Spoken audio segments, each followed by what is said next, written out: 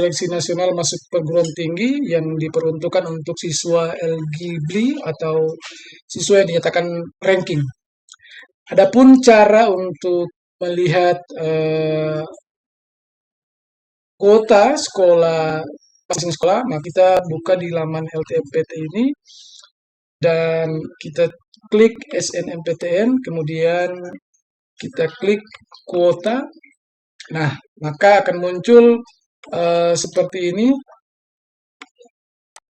sehingga kita pilih berdasarkan wilayah masing-masing. Misalnya karena saya dari Sulawesi Utara, kita pilih Sulawesi Utara, kemudian kita pilih kabupaten yang kita tempati dan akan muncul semua sekolah yang berada di kabupaten tersebut. Sehingga kita pilih, ini adalah sekolah saya di mana saya mengajar.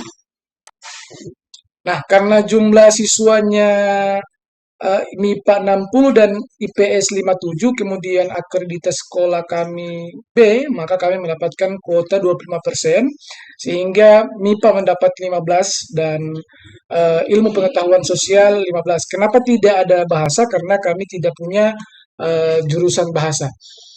Nah, adik-adik sekalian, sebetulnya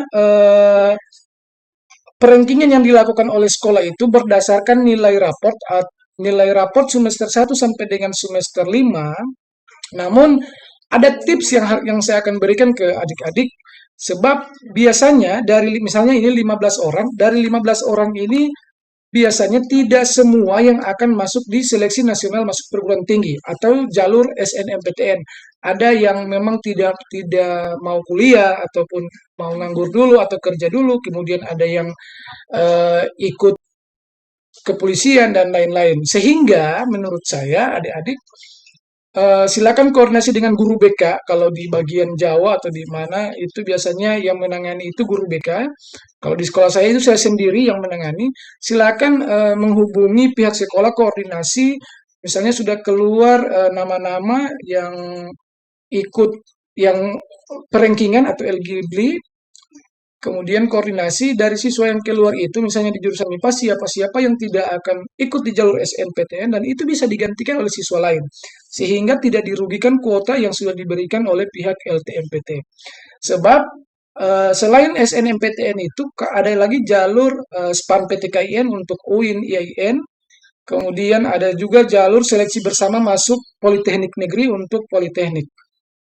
Nah, sehingga adik-adik yang tidak masuk dalam perankingan bisa koordinasi lagi dengan dengan Bapak Ibu guru, dengan guru BK, dengan kepala sekolah ataupun dengan wakasek kurikulum untuk memastikan siswa-siswa yang akan lulus perankingan nanti akan diumumkan oleh sekolah apakah benar-benar dia akan masuk di jalur SNMPTN atau tidak. Sebab dia misalnya begini, karena dia di tanggal 4 Januari itu sudah penetapan siswa eligible atau perankingan siswa. Nah, ini jadi sampai 8 Februari ini sekolah sudah menentukan siswa-siswa yang akan diisi di pangkalan data sekolah dan siswa sampai dengan 8 Februari. Sebab kalau PDSS sudah divalidasi oleh sekolah, sudah difinalisasi oleh sekolah, maka itu tidak bisa dirubah lagi. Walaupun ada siswa di dalam PDSS itu, di siswa eligible itu tidak mau ikut SNMPTN. Sehingga harus benar-benar berkoordinasi dengan pihak sekolah atau guru BK, apakah benar-benar siswa tersebut mau ikut seleksi nasional masuk perguruan tinggi. Kalau di sekolah saya itu saya akan bagi dan eh, saya akan kumpul atau saya akan sortir mana siswa yang mau ikut SNMPTN dan mana siswa yang mau ikut SPAN PTKIN. Atau bisa jadi dua-duanya bisa mendaftar. Ataupun mana siswa yang tidak mau kuliah yang masuk di perankingan atau masuk di siswa eligible. Sehingga kuota yang disediakan oleh sekolah tidak dirugikan. Nah, jadi Bapak Ibu, adik-adik calon mahasiswa di 2022, khususnya lulusan 2022 yang berada di kelas 12 sekarang, silakan koordinasi ketika di tanggal 4 Januari sampai tanggal 8 itu sudah muncul nama-nama kalian yang di-ranking oleh sekolah. Misalnya kamu tahu si A ini, si A yang keluar namanya, tidak mau mendaftar SNMPTN karena dia mau ikut di jalur lain atau dia belum mau kuliah atau dia masih mau nganggur dan untuk bekerja sehingga itu bisa digantikan oleh orang lain. Sebab penentuan perankingan itu hanya sekolah yang bisa hanya sekolah yang akan menentukan. Beda dengan kemarin-kemarin di 2019 itu sekolah ataupun operator sekolah menginput di pangkal data sekolah semua seluruh siswa. Jadi kalau misalnya jumlah siswa 200 diinput semua 200 dan LTMPT yang meranking.